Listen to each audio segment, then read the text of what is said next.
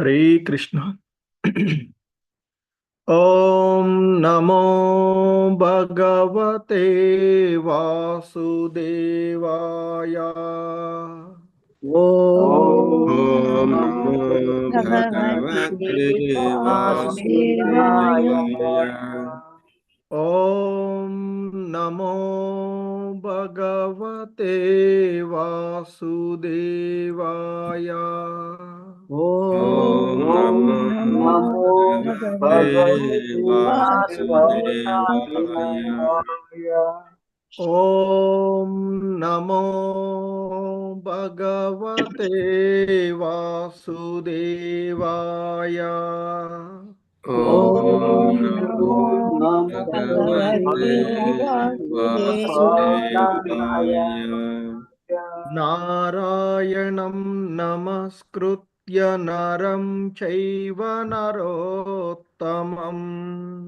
नारायणं नमस्कृत्य नरं चैव नरोत्तमम्।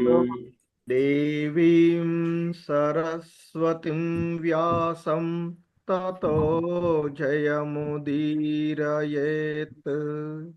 देवीं सरस्वतीं व्यासं ततो जयमुदीरयेत्।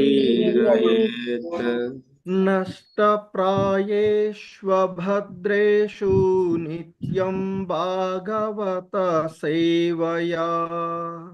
नष्टप्रायेष्वभद्रेषु नित्यं भागवतसेवया। भगवती उत्तमश्लोके भक्तिर्भवति नैष्टिकी। भगवती उत्तमश्लोके भक्तिर्भवति नैष्टिकी। హరే కృష్ణ. సో ఈరోజు శ్రీమద్ భాగవతం క్లాస్కి మీ అందరికీ కూడా ఇస్కాన్ శ్రీ శ్రీ రాధా గోవింద ఆలయం తరఫున స్వాగతం తెలియచేస్తున్నాము.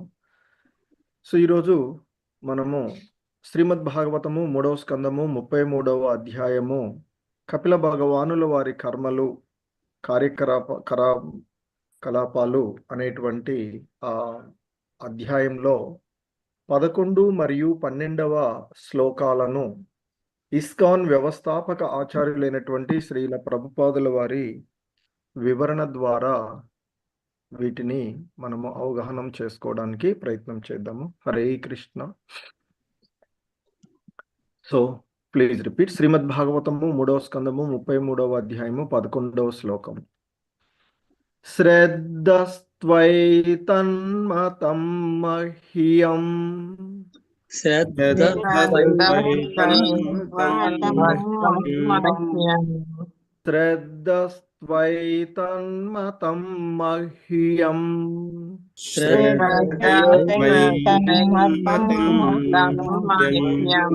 శ్రద్ధస్త్వైతన్మతం మహ్యం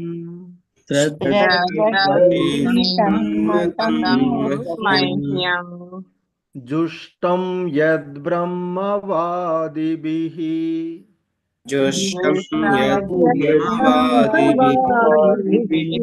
జుష్టం యద్బ్రహ్మవాదిభిః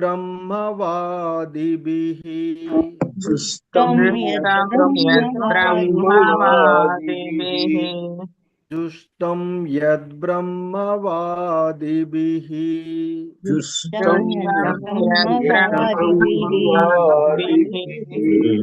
येन माम भयं याया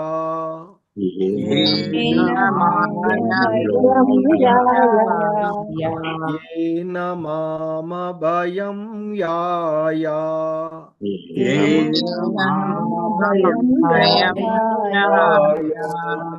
येन माम भयं याया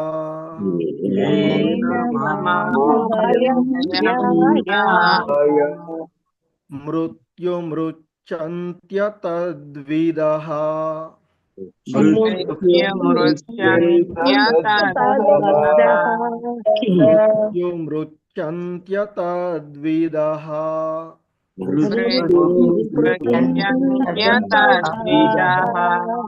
मृत्युमृच्छन्त्यतद्विदः హరే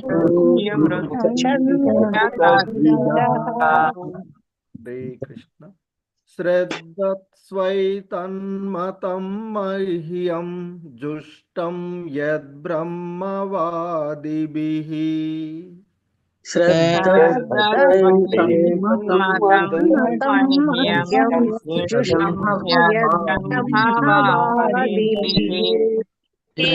తత్స్వైతన్మతం మహ్యం జుష్టం యద్బ్రహ్మవాదిభిః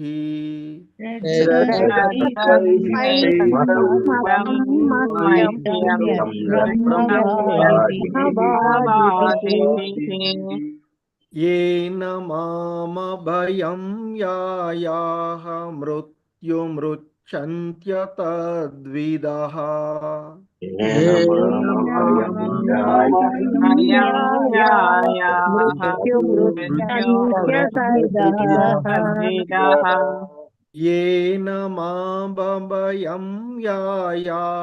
मृत्युमृच्छन्त्यतद्विदः येन मामभयं यायाः मृत्युमृच्छन्त्यतद्विदः హరే కృష్ణ.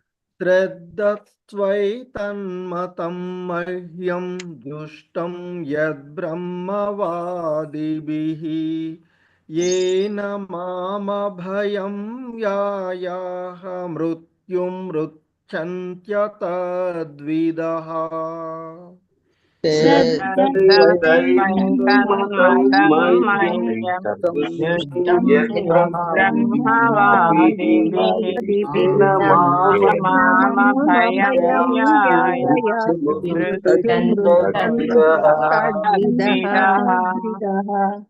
హరే కృష్ణ ప్రభు. హరే కృష్ణ. మాధవి నీలపు మాతాజీ, చాముండేశ్వరి మాతాజీ. హరే కృష్ణ ప్రభు. శ్రద్ధస్వైతమతం మహ్యం జుష్టం యద్బ్రహ్మవాదిభిః येन मामभयं याय मृत्युमृच्छन्त्यतद्विदः. हरे कृष्ण प्रभु. हरे कृष्ण प्रभु. श्रद्धस्वैतन्मतं मह्यं जुष्टं यद्ब्रह्मवादिभिः येन मामभयं याय मृत्युमृच्छन्त्यतद्विदः. हरे कृष्ण प्रभु. హరే కృష్ణ. హనుమ ప్రసాద్ ప్రభుజీ, కోటేశ్వరి మాతాజీ. శ్రద్ధస్వైతన్మతం మహ్యం దుష్టం యద్బ్రహ్మవాదిభిః येन मामभयं यायाः मृत्युमृच्छन्त्यतद्विदः. हरे कृष्ण प्रभु. हरे कृष्ण गुरुजी. श्रद्धैस्वतन्मतं मह्यं जुष्टं यद्ब्राह्मणवादिभिः येन मामभयं याया मृत्युमृच्छन्त्यतद्विदः. हरे कृष्ण गुरुजी. ఇంకా ఇద్దరికి ఉన్నా ప్రభుజీ. హరే కృష్ణ. ఇంతకుముందు చెప్పిన వాళ్ళు ఇంకెవరన్నా, నిన్న మొన్న చెప్పిన వాళ్ళు ఎవరన్నా ఉంటే హ్యాండ్ రైజ్ చేయండి. ఇంకా ఉమాపతి ప్రభుజీ చెప్పండి. హరే కృష్ణ. హరే కృష్ణ ప్రభుజీ. శ్రద్ధతైతన్మతం మహ్యం జుష్టం యద్బ్రహ్మవాదిభిః येन मामभयं यायाः मृत्युमृच्छन्त्यतद्विదः. హరే కృష్ణ. ఈ శ్లోకంలో ఉన్నటువంటి పదాల యొక్క అర్థాలను చూద్దాము. శ్రద్ధస్త్వా సిద్ధస్త్వా అభయమును కలిగియుండుము. అభయమును కలిగియుండుము. ఏతత్ దీనిని గూర్చిన మతం ఉపదేశము మహ్యం నా యొక్క దుష్టం అనుసరింపబడును. యత్ ఏదైతే బ్రహ్మవాదిభిః బ్రహ్మవాదులచే బ్రహ్మవాదులచే ఏనా ఏన దేని ద్వారానైతే దేని ద్వారానైతే మాం మాం నన్ను నన్ను అభయం అభయం అభయత్వముతో అభయత్వంతో యాయాహ ఆయా నీవు చేరగలవు నీవు చేరగలవు మృత్యుం కృత్యం మృత్యువు ఉచ్చంతి పొందుదురు అతద్విదః దీని నెరుగని వారలు శ్రీ కృష్ణ భావము ఓ జనని ఓ జనని నిజముగా నిజముగా బ్రహ్మవాదులైన వారు వారు నేను నీ కొసగిన నీకు ఉపదేశన ఉపదేశములనే ఉపదేశములనే నిక్కముగా అనుసరింతురు నిత్యముగా అనుసరింతురు ఈ ఆత్మానుభవపు పదమున ఈ ఆత్మపదమున నీవు ప్రయాణించితివేని ప్రయాణించితివేని భయంకరమగు భౌతిక కల్మషముల నుండి తప్పక విడివడి అంత్యమున నన్ను చేరగలవు చేరగలవు తల్లి ఈ భక్తి యోగ విధానము విధానము ఎరుగని వారలు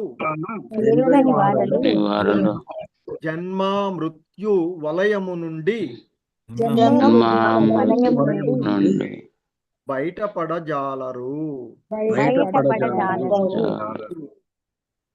శ్రీకృష్ణ భాష్యము భౌతిక జగత్తు క్లేశపూర్ణమైనది కనుకనే అది మిగుల భయావహము. అట్టి భౌతిక అస్తిత్వము నుండి బయటపడిన వారు అప్రయత్నంగానే సమస్త క్లేశముల నుండి భయము నుండి దూరుడగును. కపిల భగవానుడు ఉపదేశించిన భక్తి యోగ పథమును అనుసరించువాడు అతి సులభంగా ముక్తుడు కాగలడు. హరే కృష్ణ. సో శ్రీమద్భాగవతము 3వ స్కందము 33వ అధ్యాయంలోని 12వ శ్లోకము. Please repeat. మైత్రేయ ఉవాచ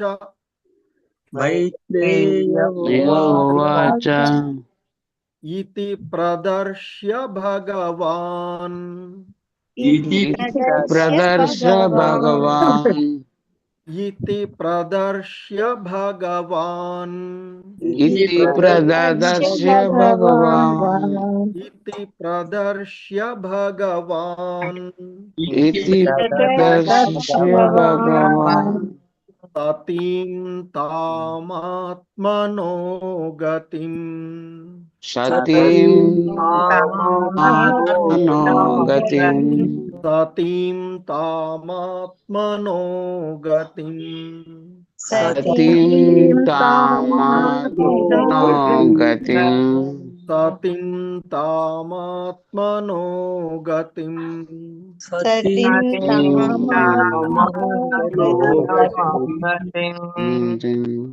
స్వమాత్రా బ్రహ్మవాదిన్యా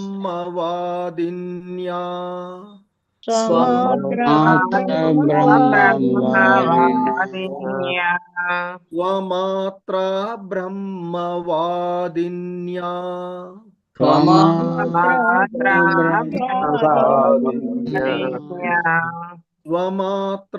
బ్రహ్మవాదిన్యా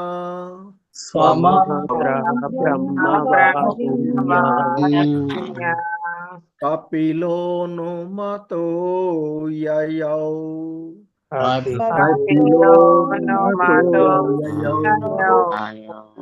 కపిలోను మతో యయౌ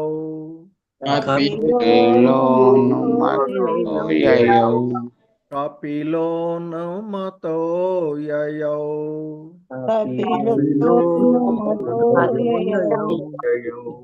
హరే కృష్ణ. మైత్రేయ ఉవాచ మైత్రేయ ఉవాచ ఇతి ప్రదర్శ్య భగవాన్ సతిం తామాత్మనో గతిం. ఇది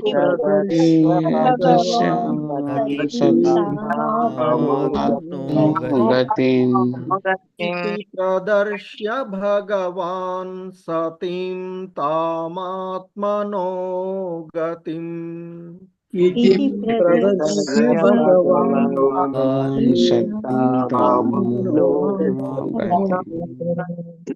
స్వమాత్రా బ్రహ్మవాదిన్యా కపిలో మతో యయౌ.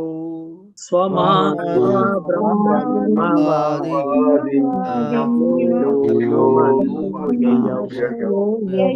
స్వమాత్రా బ్రహ్మవాదిన్యా కపిలో మతో యయౌ. మాత్ర మతో యయౌ.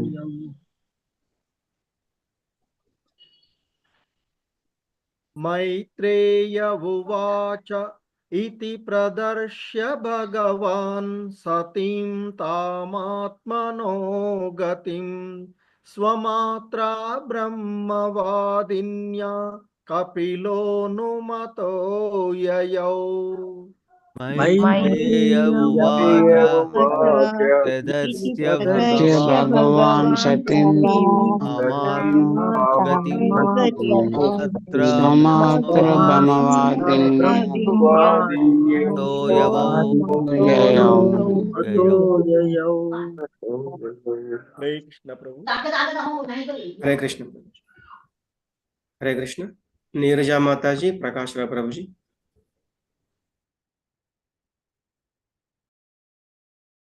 हरे कृष्ण प्रभु जी. मैत्रेय उवाच इति प्रदर्श्य भगवान् सतीं तामात्मनो गतिं स्वमत्र ब्रह्मवादिन्या कपिलोऽनुमतो ययौ. हरे कृष्ण. हरे कृष्ण प्रभुजी, प्रणमामि. मैत्रेय उवाच इति प्रदर्श्य भगवान् सतीं तामात्मनो गतिं स्वमात्रा ब्रह्मवादिन्या कपिलोऽनुमतो ययौ. हरे कृष्ण. హరే కృష్ణ. గిరిజా మాతాజీ. हरे कृष्ण प्रभुजी. मैत्रेय उवाच इति प्रदर्श्य भगवान् सतीं तामात्मनो गतिं स्वमात्रा ब्रह्मवादिन्या कपिलोऽनुमतो ययौ. హరే हरे కృష్ణ. कृष्ण प्रभुजी. ఈ శ్లోకంలో ఉన్నటువంటి పదాల యొక్క అర్థాలను చూద్దాము. హరే కృష్ణ. Please repeat. మైత్రేయ ఉవాచ. మైత్రేయ ఉవాచ. మైత్రేయుడు పలికెను. మైత్రేయుడు పలికెను. ఇతి ఇతి ఆ రీతి ఆ రీతి ప్రదర్శ్య ఉపదేశించిన పిమ్మట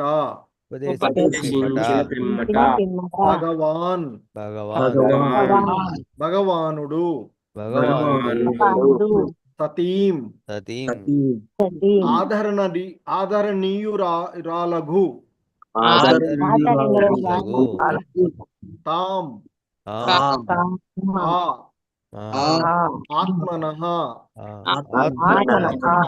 ఆత్మానుభవపు గతిం పతమును స్వమాత్ర తన తల్లి నుండి బ్రహ్మవాదిన్యా ఆత్మానుభూతిని బడసిన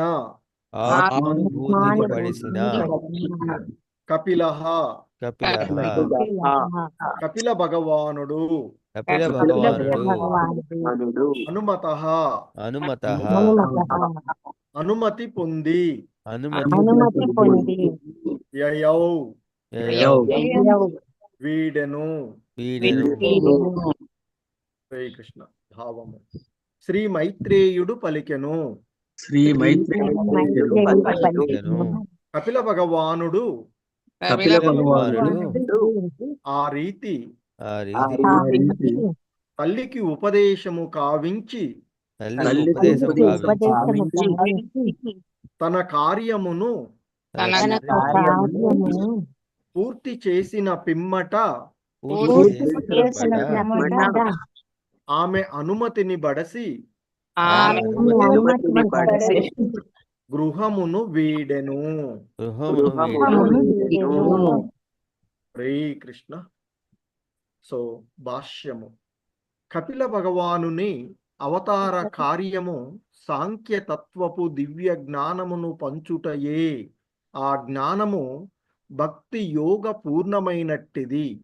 ఆ జ్ఞానమును తన తల్లికి ఆమె ద్వారా లోకమునకు అందించిన కపిలునికి ఇక గృహమునందు నిలువవలసిన అవసరము లేనందున తల్లి అనుమతిని బడసి అచ్చటి నుండి వెడలెను.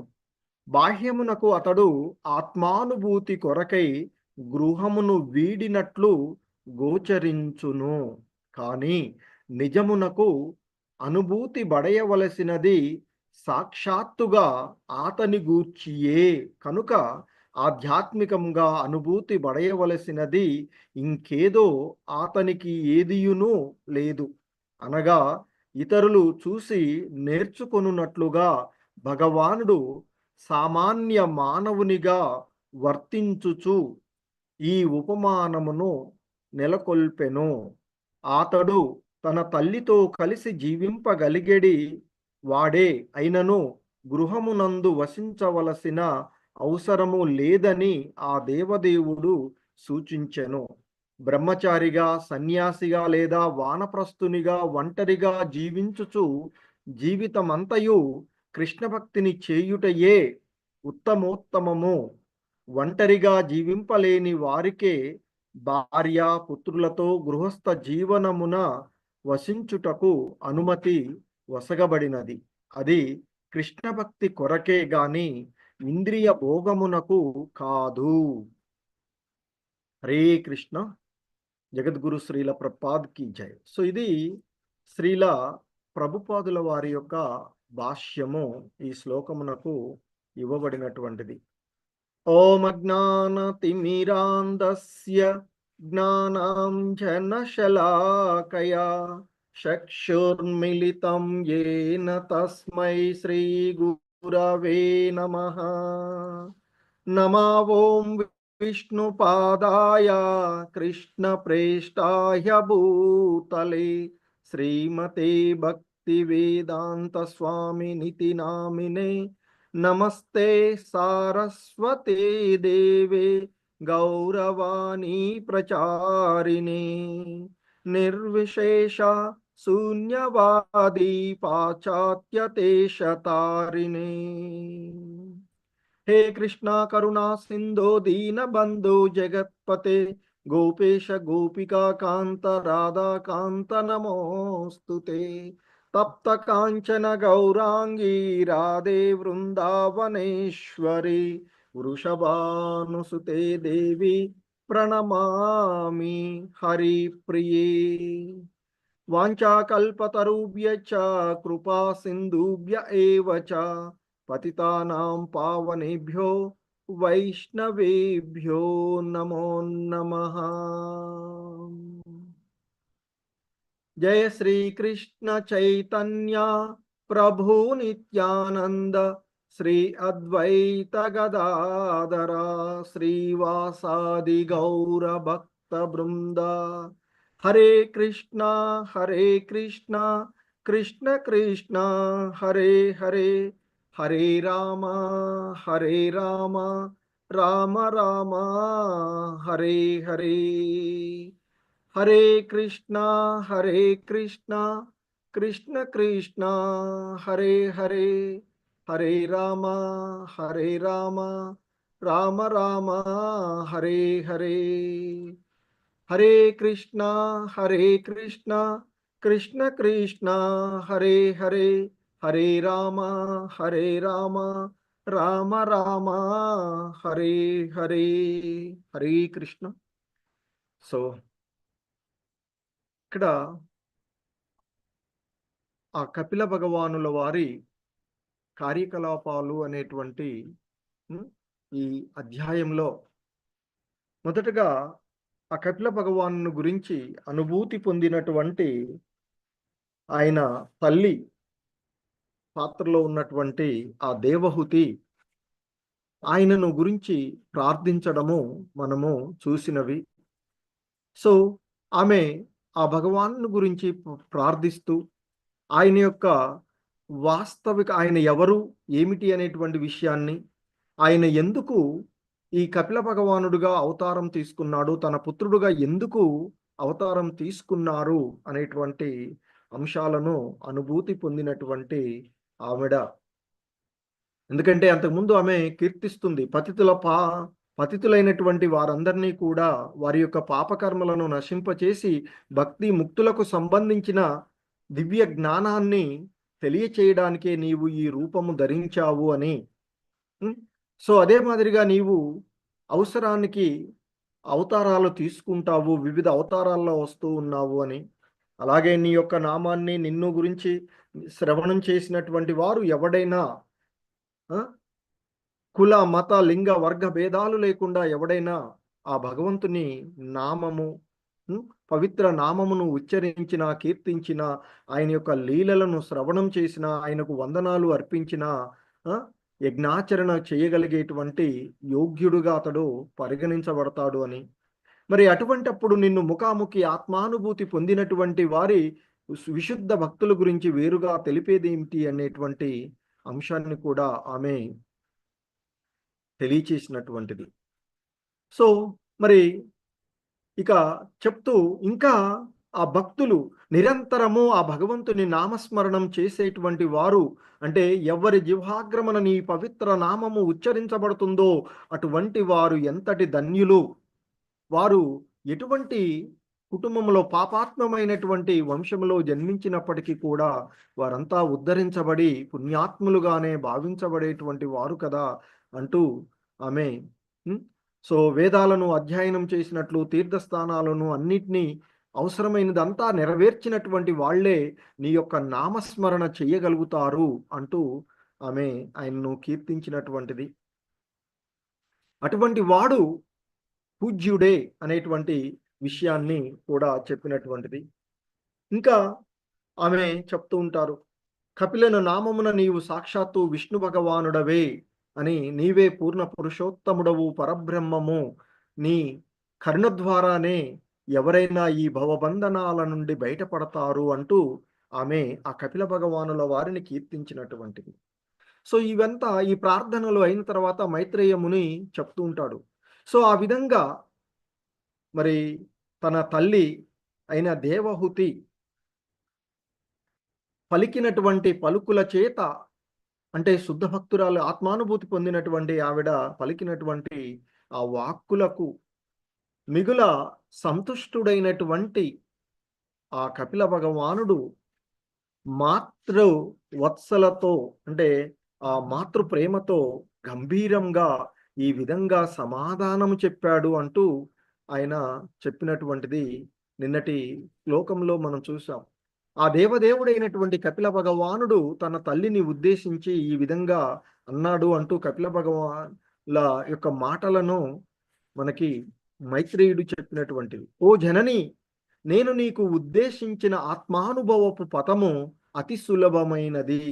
ఏదైతే దివ్య జ్ఞానాన్ని నీకు నేను బోధించానో, ఆత్మతత్వాన్ని సంబంధించినటువంటి ఆ పరిపూర్ణ జ్ఞానం, సాంఖ్య తత్వాన్ని బోధించానో, నీకు నేను ఏదైతే ఉపదేశించానో అది ఆత్మానుభవపు పథమున అతి సులభమైనటువంటిది.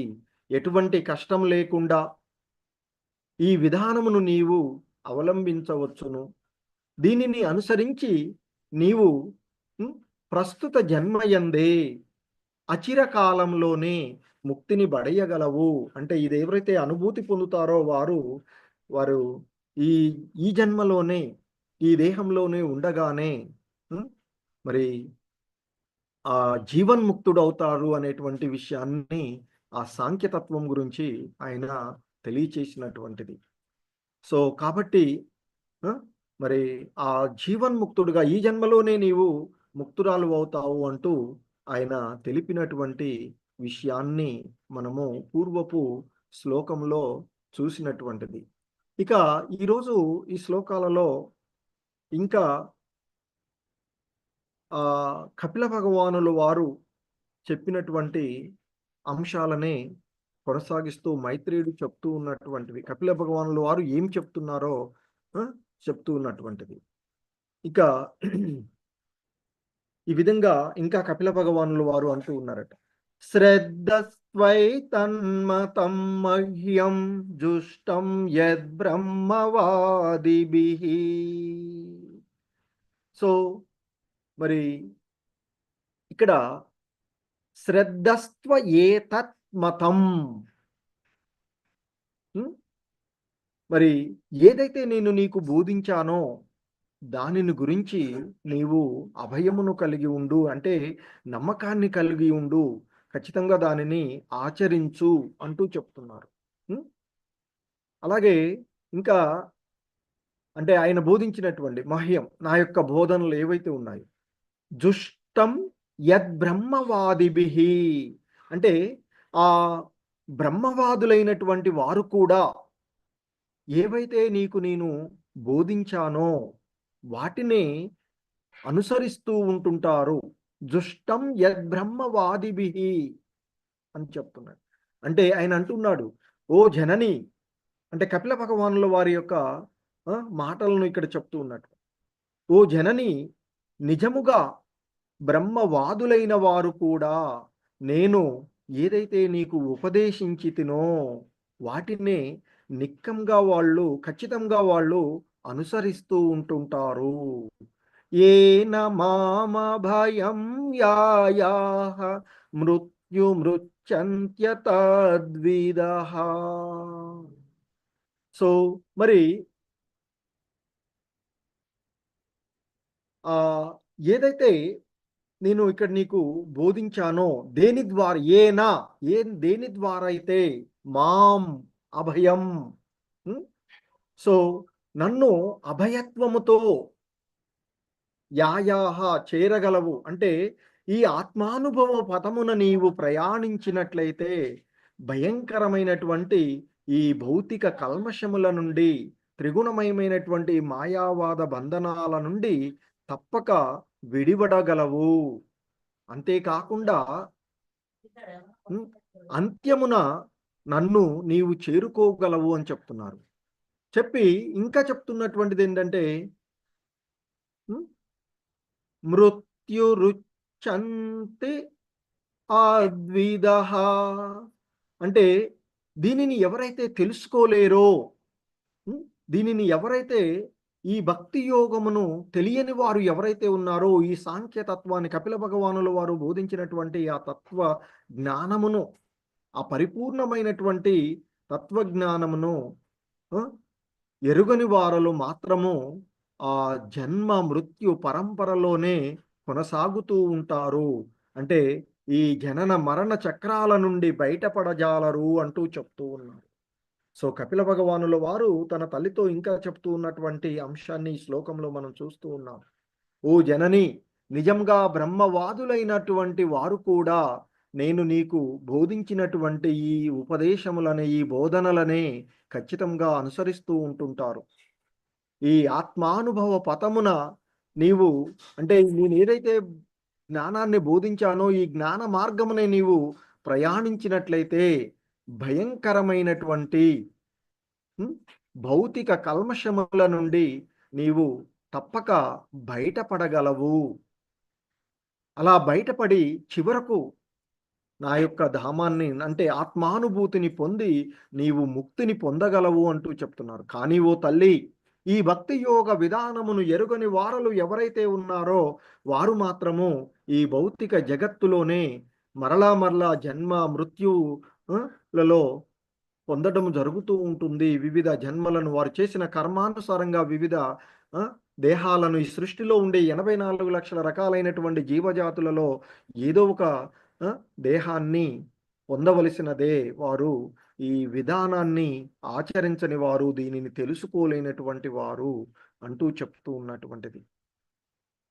సో ఇక్కడ శ్రీల ప్రభుపాదుల వారు చెప్తూ ఉన్నటువంటిది ఈ భౌతిక జగత్తు ఏదైతే ఉందో, ఎందుకంటే ఆ భగవంతుడు చెప్పినట్లుగా ఆ భగవంతుని యొక్క శక్తి, ఎందుకంటే జీవుడు ఆ భగవంతుని యొక్క తటస్థ శక్తి. సో కనుక మరి ఆ భగవంతుని యొక్క బాహ్య ఆంతరిక శక్తులలో ఏదో ఒక శక్తిని అతడు ఆశ్రయించి ఉండవలసినదే. సో మరి బాహ్య శక్తిని అంటే భౌతిక అపరశక్తిని ఆశ్రయించినటువంటి వాడు ఈ భౌతిక జగత్తులోనే మరలా మరలా తిరుగుతూ ఉంటాడు. అప్రయత్నంగా ఈ సమస్త క్లేశములలోనే అతడు ఉండిపోతూ ఉంటుంటాడు. కానీ ఎవరైతే ఆ భగవంతుని యొక్క ఆంతరిక శక్తిని, ఆధ్యాత్మిక శక్తిని, పరాశక్తిని ఆశ్రయించి మరి ఉంటాడో అటువంటి వాడు ఈ జనన మృత్యు చక్రాల నుండి బయటపడతాడు. అంటే ఎవడైతే మరి ఈ భౌతికమైన అంటే ఈ ఆధ్యాత్మిక విషయాలను ఆ కపిల భగవానులు వారు బోధించినటువంటి ఆత్మానుభూతి తత్వ విధానాన్ని తెలుసుకున్నటువంటి వాడు, అంటే భక్తి యోగ విధానాన్ని తెలుసుకున్నటువంటి వాడు, భక్తి యోగంలో కృష్ణ భక్తి భావనలో నిమగ్నమైన వాడు మరి అప్రయత్నంగానే ఈ సమస్తమైనటువంటి క్లేశముల నుండి బయటపడి ఈ భౌతిక జగత్తులో ఉండేటువంటి భయము నుండి దూరుడవుతాడు అని చెప్తున్నారు. కపిల భగవానులు వారు ఉపదేశించిన భక్తి యోగ పథమును అనుసరించని వాడు బద్ధజీవుడుగానే ఉండిపోతాడు. కానీ ఎవరైతే కపిల భగవానులు వారు ఉపదేశించినటువంటి భక్తి యోగ పథమును అనుసరిస్తారో, అంటే ఈ సాంఖ్య తత్వ విధానాన్ని అనుసరిస్తూ ఉంటాడో అటువంటి వాడు అతి సులభంగానే ముక్తుడు కాగలడు అనేటువంటి విషయాన్ని చెప్తూ ఉన్నారు. సో మరి ఆ విధంగా కపిల భగవానులు వారు బోధించి, తన తల్లి అయినటువంటి దేవహూతితో బోధించి మరి ఇంకా ఏం చెప్పారు? ఈ 12వ శ్లోకంలో మైత్రేయుడు చెప్తున్నాడు. మైత్రేయుడు మాటలో చెప్తున్నారు. మైత్రేయ ఉవాచ ఇతి ప్రదర్శ్య భగవాన్ సతిం తామాత్మనో గతిం స్వమాత్రా బ్రహ్మవాదిన్యా కపిలోనుమతో యయౌ. సో మైత్రేయ ఉవాచ, శ్రీ మైత్రేయుడు పలికెను. మైత్రేయుడు చెప్తున్నారు. ఇప్పుడు మైత్రేయుడు మాటలుగా చెప్తున్నటువంటిది ఈ శ్లోకంలో. ఇతి ప్రదర్శ్య, ఈ విధంగా ఉపదేశించిన తర్వాత ఇతి ప్రదర్శ్య, ఈ విధంగా ఆయన తన తల్లి అయినటువంటి దేవహూతికి బోధించిన తర్వాత, ఉపదేశించిన తర్వాత భగవాన్, ఆ కపిల భగవానుల వారు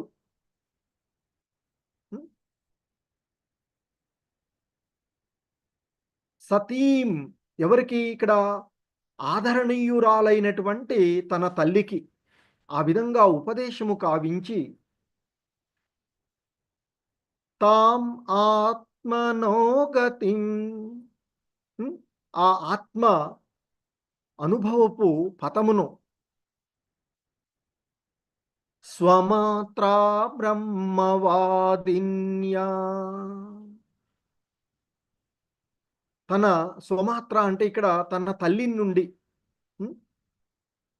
ఆ కపిలోనుమతో యయౌ, ఆ తల్లి నుండి అంటే తన తల్లి నుండి అనుమతి పొంది తన తల్లితో ఇంతకాలము ఉన్నటువంటి ఆ గృహమును వీడెను అని చెప్తున్నారు.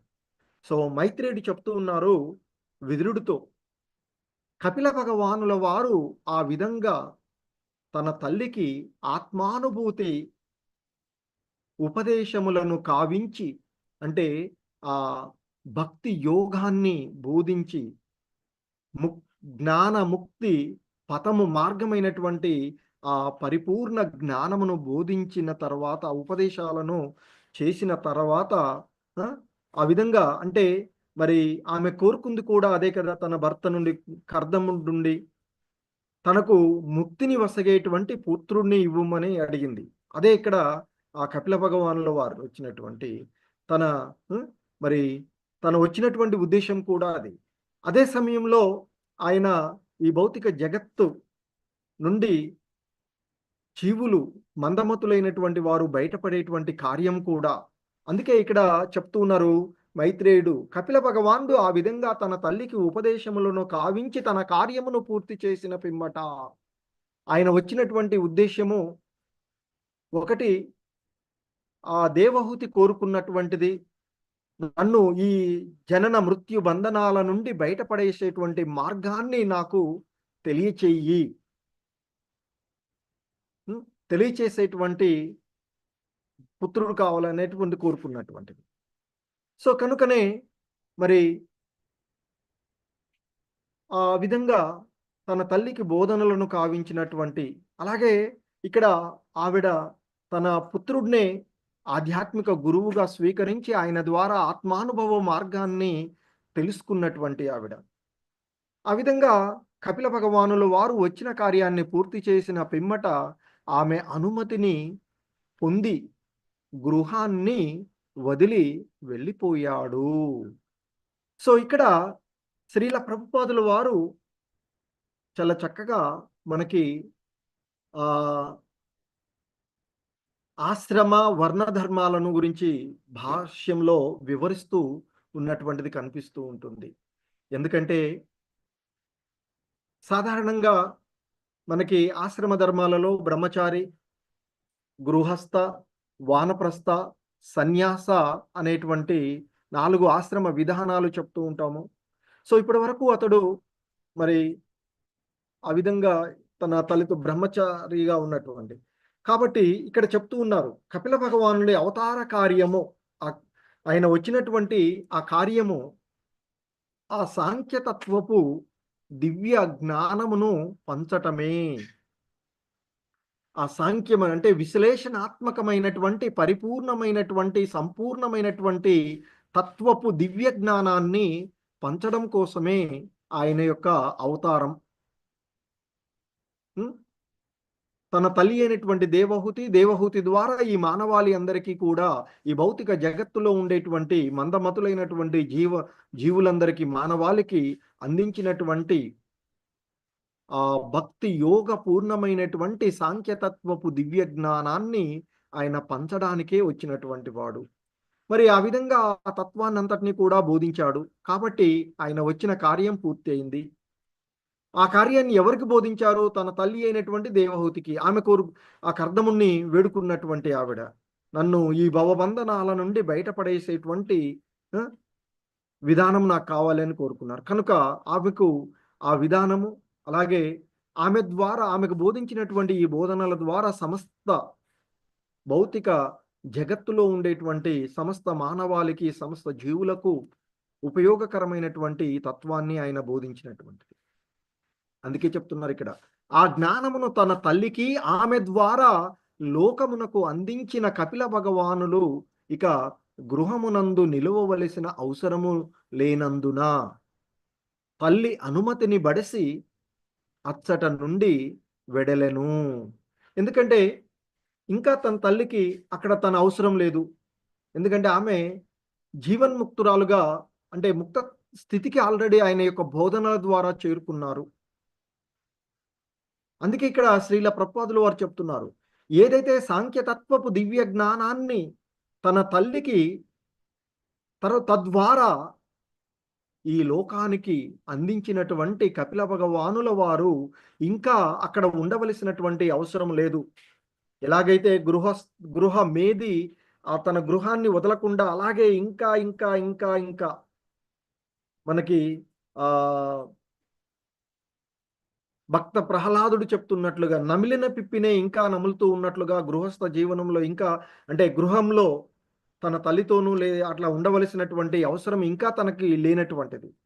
సో కనుక అవసరం, అందుకే ఇక్కడ చెప్తున్నారు కపిల భగవానునికి ఇంకా గృహమునందు నిలువవలసిన అవసరము లేనందున తన తల్లి అనుమతిని పొంది అచ్చటి నుండి బయట వెడలను. అలా వెళ్తూ ఉన్నప్పుడు ఏమనిపిస్తుంది అంటే సాధారణంగా వానప్రస్థ సన్యాసాశ్రమము లాగా ఉంటుంది.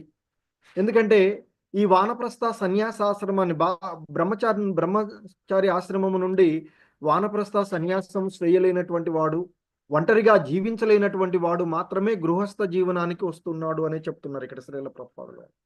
సో అలా ఆయన బయటకు వెళ్తూ ఉన్నప్పుడు అంటే గృహాన్ని వీడి ఆత్మానుభూతి కోసం ఇంతకుముందు ఎలాగైతే కర్దమ ముని వెళ్ళాడో, లేదా మనకున్నటువంటి ఆశ్రమ ధర్మం ప్రకారంగా గృహస్థ జీవనం కొంతకాలం గడిపిన తర్వాత వానప్రస్థ సన్యాసం ఇవన్నీ కూడా ఆత్మానుభూతిని పొందడానికి చేసేటువంటివి.